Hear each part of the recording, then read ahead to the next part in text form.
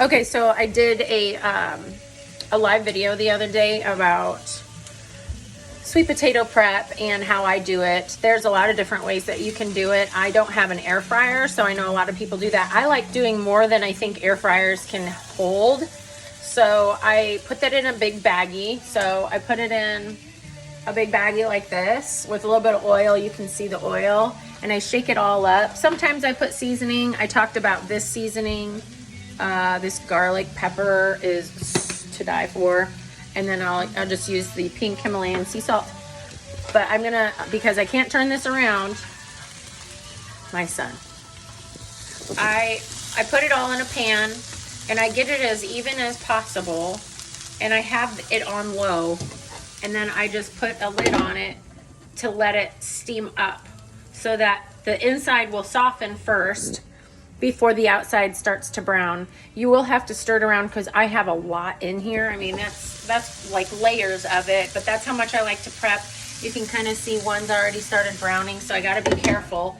I keep my heat low, and the moisture from the potato will start to condensate inside and start to steam up the entire time.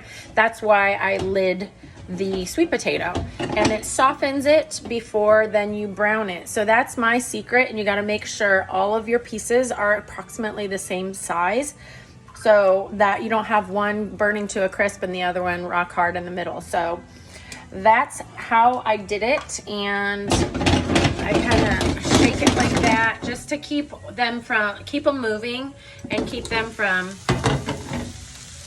burning. You got to play with it. If you have a gas stove, it's better.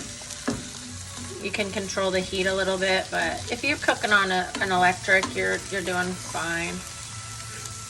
Some of that is like, I'm gonna take those out. That does happen though, even after you peel some.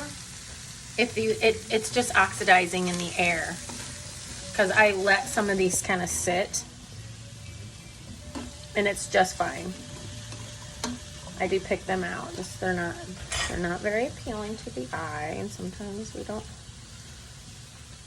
So I like to do, that's how I do my sweet potato. Let me know if you have any questions, comments, observations. I'm taking all the ones out that have a dark spot. And then just stir them around. And there's a difference between the dark spot and a brown spot from cooking. So these are just fine. They all looked fine when I prepped them. So move them around. I can also start feeling, like right here, I can feel if they're starting to get soft. And so I need to lid this for a little while and let the steam from the moisture in the sweet potato just kind of soften them and steam them a little bit. So I will post the results.